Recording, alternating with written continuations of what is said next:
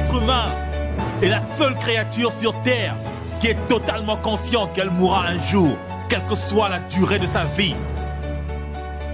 Mais nous n'aimons pas parler de cette vérité. Quand on parle de la mort ou de l'enfer, les gens ont tendance à éviter ou à changer de sujet, comme ils changent les chaînes sur leur poste de téléviseur. La vérité, c'est que la mort est toujours à notre portée. Chaque heure, 6461 personnes meurent dans le monde. Et vous et moi pouvons être les prochains sur la liste. C'est pour cela que nous devons explorer ce sujet. Que se passe-t-il lorsqu'on meurt? Certains diront que c'est la fin de l'existence. Oui, plus rien. D'autres diront qu'ils se réincarneront en d'autres créatures. Et d'autres pensent qu'ils se transformeront en une sorte d'énergie cosmique. Mais que se passerait-il si vous aviez tort? La Bible dit dans Hébreux 9, 27, il est réservé aux hommes de mourir une seule fois, après quoi le jugement. Saviez-vous que nous serons jugés selon le genre de vie que nous avons choisi de mener? N'oubliez pas, lorsqu'on parle de jugement, on juge toujours en fonction d'une loi. Et Dieu nous a donné ces lois. Mais nous vivons comme s'il n'avait pas donné de loi. Après la mort, il n'y a que deux options. Le royaume des cieux ou l'enfer. Ceci peut vous paraître étrange, mais d'après la Bible, la plupart des gens vont en enfer. Les voleurs, les tueurs, les adultères, les prêtres, les pédophiles, les pasteurs, les homosexuels, les chrétiens, les juifs, les musulmans, les bouddhistes, les fornicateurs, les stars de musique, les envieux, ceux qui sont incapables d'aimer ou de pardonner, et la liste continue. Jésus-Christ, de son vrai nom, Yeshua HaMashiach, notre Seigneur et Sauveur, nous a dit lui-même que la plupart des gens vont en enfer. En effet, dans Matthieu 7, 13 à 14, Yeshua dit: entrez par la porte étroite, car large est la porte, spacieux est le chemin qui mène à la perdition. Et il y en a beaucoup qui entrent par là. Mais étroite est la porte, resserré le chemin qui mène à la vie. Et il y en a peu qui les trouvent. Il y en a peu qui les trouvent. Il y en a peu qui les trouvent. Qu'est-ce que cela veut dire? Cela veut dire que nous avons défini notre salut selon notre propre standard et non selon le standard et la norme établie par Dieu. Car entrer par la porte étroite et marcher sur le chemin resserré demande beaucoup de discipline spirituelle et physique. Ce n'est pas en vivant dans la médisance, le mensonge, l'ivrognerie, la fornication, l'idolâtrie des musiciens de ce monde corrompu que vous rentrerez par la porte étroite et que vous marcherez sur le chemin resserré. Nous faisons parfois les choses pour plaire aux hommes, afin d'attirer les honneurs les uns des autres. Parfois nous pensons que parce que nous vivons une vie paisible et calme, ou parce que nous donnons de l'argent aux œuvres de charité, ou à une église, que nous avons un ticket pour le royaume des cieux. Ces actions ne sont pas suffisantes. Et aussi, votre appartenance à une église ne vous sauvera pas non plus. Ce que Yeshua, notre Seigneur et Sauveur, attend de nous, c'est l'abandon total de notre vie à lui. Comme lui-même s'est abandonné totalement au Père Céleste à la croix pour nous sauver des flammes de l'enfer. Yeshua, celui que beaucoup appellent Jésus, a été clair sur le fait que même si vous utilisez son nom pour faire des œuvres grandioses, il n'en demeure pas moins que c'est seulement par l'obéissance à la volonté de son Père, Yahuwah, que nous obtiendrons le salut de nos âmes. Dans Matthieu 7, 21 à 23, Yeshua nous dit: ceux qui me disent Seigneur, Seigneur n'entreront pas tous dans le royaume des cieux, mais celui-là seul qui fait la volonté de mon Père qui est dans les cieux. Plusieurs me diront en ce jour-là, Seigneur, Seigneur, n'avons-nous pas prophétisé par ton nom? N'avons-nous pas chassé les démons par ton nom? Et n'avons-nous pas fait beaucoup de miracles par ton nom? Je leur dirai ouvertement, je ne vous ai jamais connu. Retirez-vous de moi, vous qui commettez l'iniquité. Yeshua est furieux contre ceux qui commettent l'iniquité. Mais qu'est-ce que l'iniquité? Il faut préciser que dans toute la Bible, le mot iniquité ou anomia en grec est toujours traduit comme la transgression de la Torah. La condition de celui qui est sans loi devant Dieu. Le mépris ou la violation de la loi de Dieu.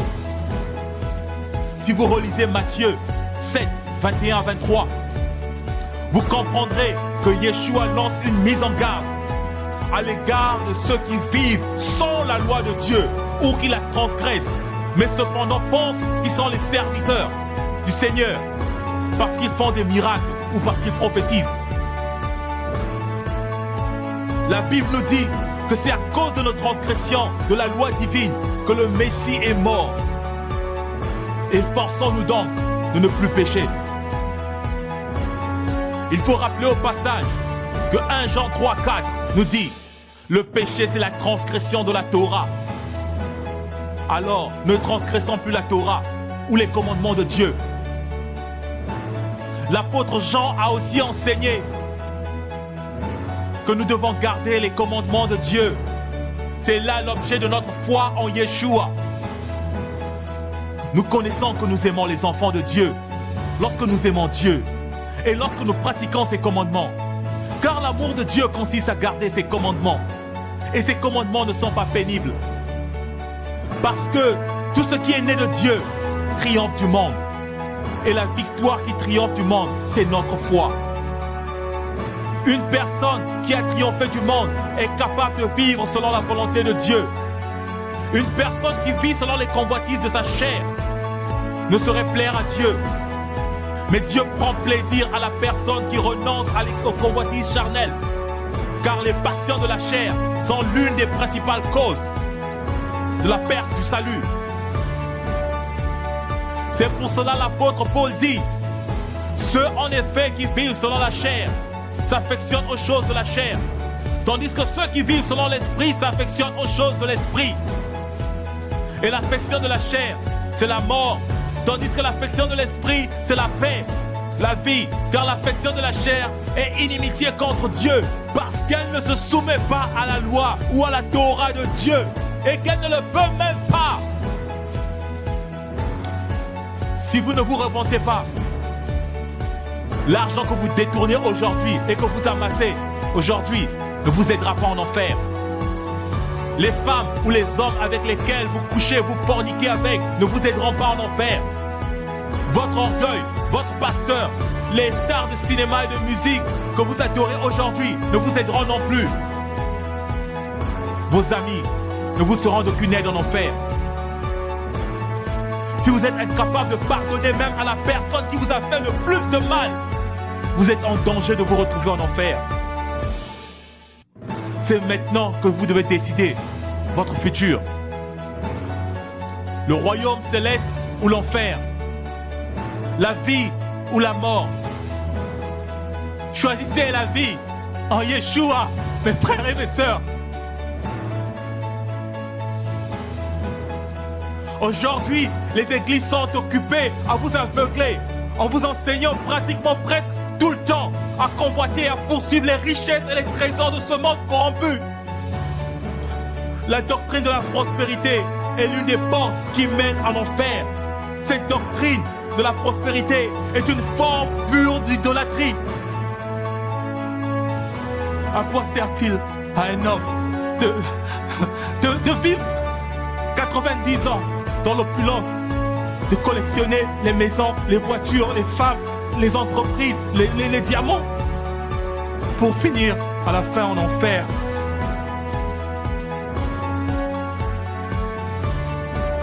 Yeshua, notre Seigneur, a dit, cherchez premièrement le royaume des cieux et sa justice.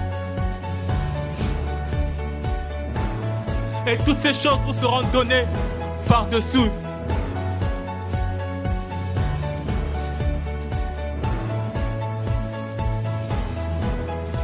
Yeshua a bien dit, cherchez premièrement le royaume et la justice de Dieu. Il n'a pas dit cherchez premièrement ces choses. Mais il a dit que ces choses vous seront données sans que vous les demandiez. La condition pour recevoir toutes ces choses, c'est de rechercher le royaume et la justice de Dieu. Comment rechercher le royaume et la justice de Dieu, me demanderiez-vous? C'est en vivant selon les commandements de Dieu. C'est en détruisant chaque jour qui passe le péché dans notre vie. C'est en aimant notre prochain. C'est en prenant soin du pauvre, de la veuve, de l'orphelin, car ces personnes sont précieuses aux yeux de notre Dieu. C'est en faisant de Yeshua, HaMashiach, notre Seigneur, notre Sauveur, le maître de notre existence. Aujourd'hui encore, plusieurs personnes mesurent le degré de leur relation avec Dieu par rapport à leurs avoirs, par rapport à leur argent, par rapport à leurs possessions matérielles. Souvenez-vous que le diable aussi avait offert des bénédictions et la gloire à notre Seigneur Yeshua. Ce n'est pas parce que vous avez un bon travail, une belle maison, une belle voiture, que Elohim est forcément l'auteur de ces bénédictions. Ce n'est pas parce que votre entreprise prospère que c'est forcément la bénédiction de l'Éternel.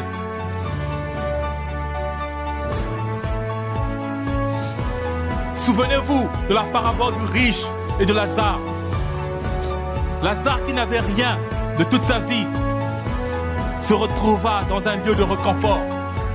Lazare avait appris dans cette difficulté à glorifier le Père pour chaque miette de pain qu'il mangeait. Mais le riche, qui de toute sa vie n'avait pas compris ce que c'est que l'amour, n'avait jamais pourvu aux besoins du pauvre. Et il s'est retrouvé en enfer dans les tourments. Le riche avait brisé la règle d'or. Tu aimeras ton prochain comme toi-même. Depuis les flammes de l'enfer, le riche a demandé au père Abraham d'envoyer quelqu'un prévenir sa famille, prévenir le monde que l'enfer est réel. Père Abraham qui a vécu des siècles longtemps avant Moïse a dit aux riches, ils ont Moïse et les prophètes. S'ils n'écoutent pas Moïse ou les prophètes, ils ne se laisseront convaincre. Même si une personne d'entre les morts revenait pour leur parler de ces choses.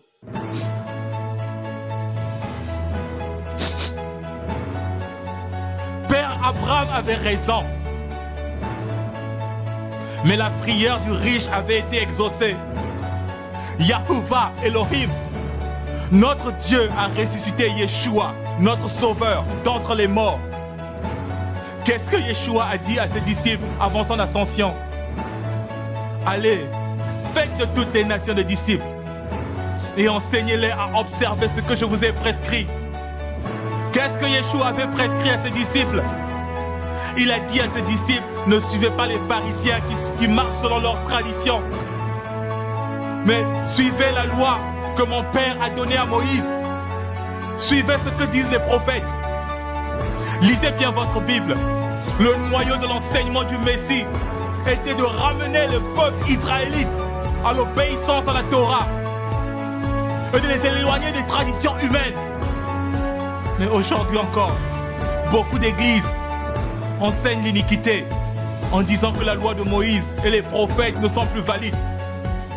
Mais Yeshua avait bien dit, ce monde et sa gloire corrompus passeront, mais ma parole ne passera point. Aujourd'hui, il y a toute cette pagaille dans les églises parce que nous avons rejeté la loi.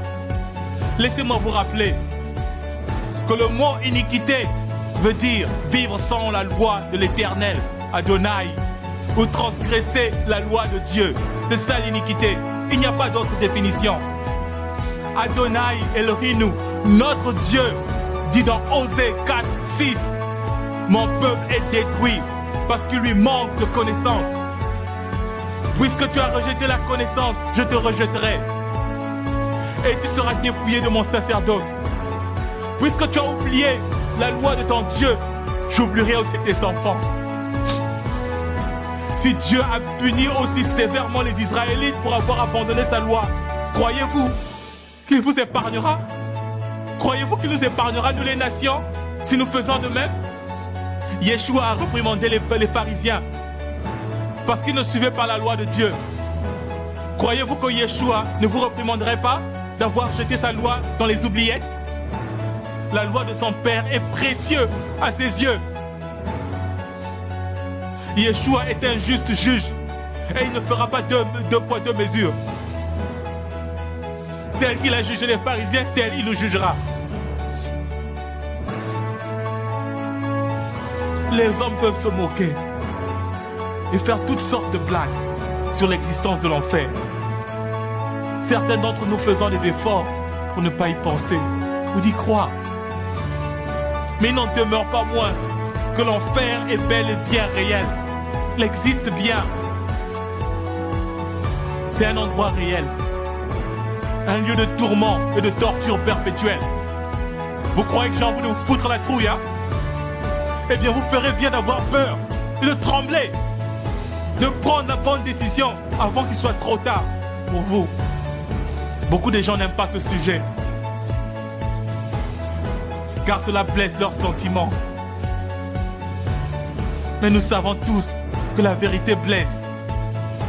Et c'est cette même vérité qui conduit à la vie, mes frères et mes sœurs. Car elle nous délivre. Elle nous délivre, elle délivre le peuple des chaînes de l'ignorance. Nous sommes devenus tellement ignorants.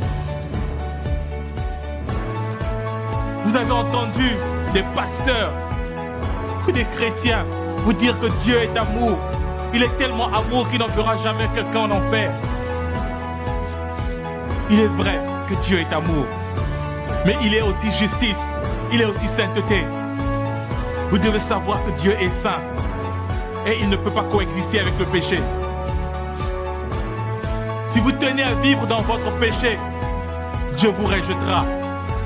Psaume 5, versets 5 à 6. Car tu n'es point un Dieu qui prenne plaisir au mal. Le méchant n'a pas sa demeure auprès de toi. Les insensés ne subsistent pas devant tes yeux.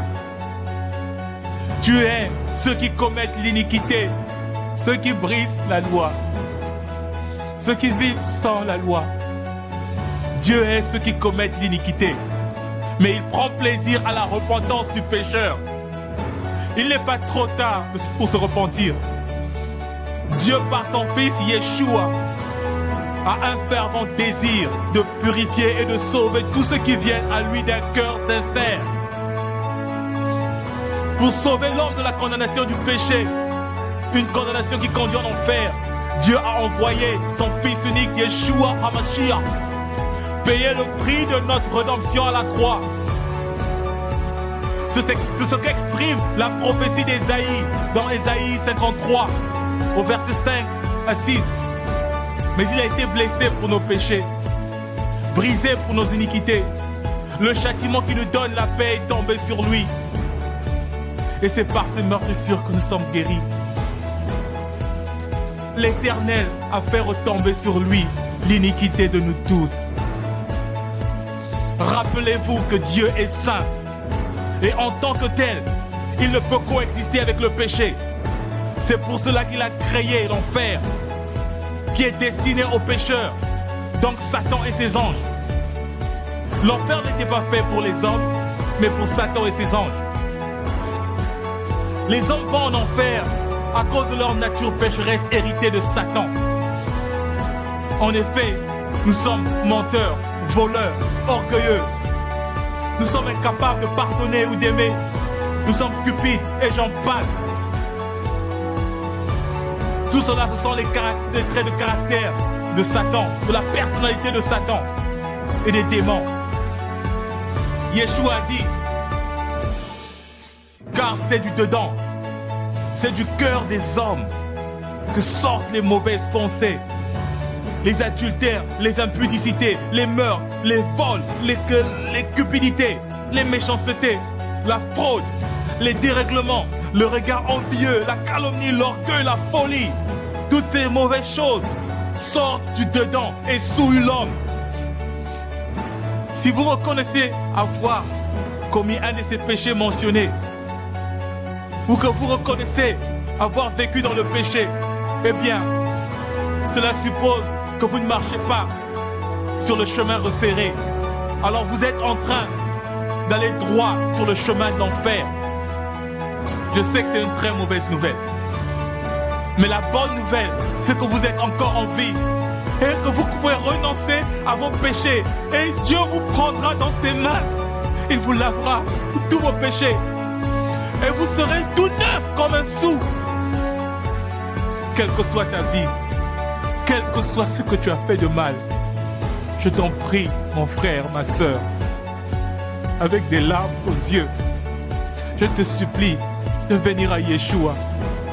Même si tu es une prostituée, homosexuelle, sataniste, alcoolique, voleur, drogué, lesbienne, violent, sache que Yeshua t'aime et il est prêt à te recevoir et à changer ton mode de vie, à te donner une vie nouvelle qui ira jusqu'à l'éternité. Il n'est pas venu pour nous juger, il n'est pas venu pour te juger, mais pour te sauver. Mais c'est à toi de faire le premier pas. Commence par renoncer au péché et il viendra, il te donnera le shalom, la paix. Il te montrera la voie à suivre lui-même. Tu ne suivras plus les hommes. Tu suivras le Maître, celui qui t'a créé, celui qui a créé cet environnement dans lequel nous vivons. Ça sera une gloire et un honneur pour toi, mon frère et ma sœur. Yeshua est mort pour que tu n'ailles pas en enfer, mais pour que tu puisses avoir la vie éternelle auprès du Dieu amour. 1 Pierre 3, 18 dit: Christ a souffert une fois pour les péchés, lui le juste pour les injustes, afin de nous amener à Dieu, ayant été mis à mort quant à la chair, mais ayant été rendu vivant quant à l'esprit. Oui, Yeshua, le Messie, est mort pour nous. Et désormais, nous avons l'espoir qu'en lui, le chemin du royaume céleste est ouvert pour nous. Quelle joie! Alléluia! Alléluia! Alléluia! La Bible dit: car Dieu a tant aimé le monde qu'il a donné son Fils unique, afin que quiconque croit en lui ne périsse point, mais qu'il ait la vie éternelle.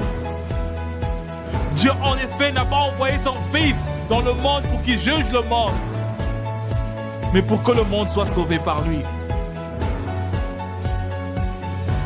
Celui qui croit en lui n'est point jugé, mais celui qui ne croit pas en lui est déjà jugé, parce qu'il n'a pas cru au nom du Fils unique de Dieu.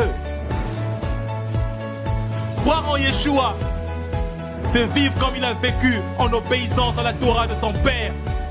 Croire en Yeshua, c'est vivre selon ses enseignements. Croire en Yeshua, c'est obéir aux lois de Dieu. Croire en Yeshua, c'est avoir la foi que c'est par son sang versé à la croix que nous sommes sauvés de nos péchés. Croire en Yeshua, c'est produire des fruits dignes de la repentance. Croire en Yeshua, c'est aimer son prochain. Croire en Yeshua, c'est aimer Dieu de tout son cœur, de toutes ses pensées, de toutes ses forces. La loi a été donnée par Moïse, mais nous l'avons transgressée. À cause de nos transgressions, nous méritions la mort et l'enfer. Mais la grâce est venue par Yeshua le Messie, car il est mort pour nous. Maintenant, lèvons-nous dans la foi et obéissons à Dieu. Yeshua est venu par son sacrifice nous ramener à l'obéissance à son Père. C'est parce que nous étions désobéissants, c'est parce que nous étions rebelles qu'il est mort. Et aujourd'hui vous vous révélez à la loi? Vous dites qu'il n'y a plus de loi? Qui vous a dit ça?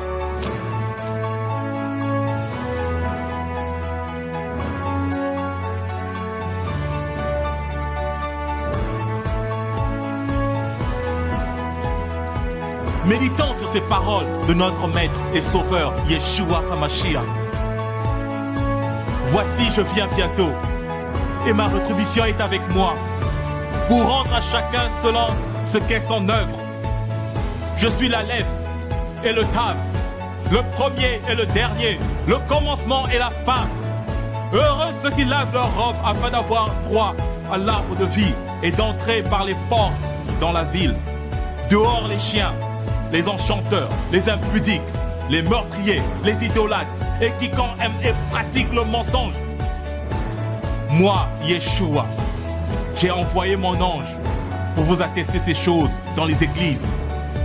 Je suis le rejetant de la postérité de David, l'étoile brillante du matin.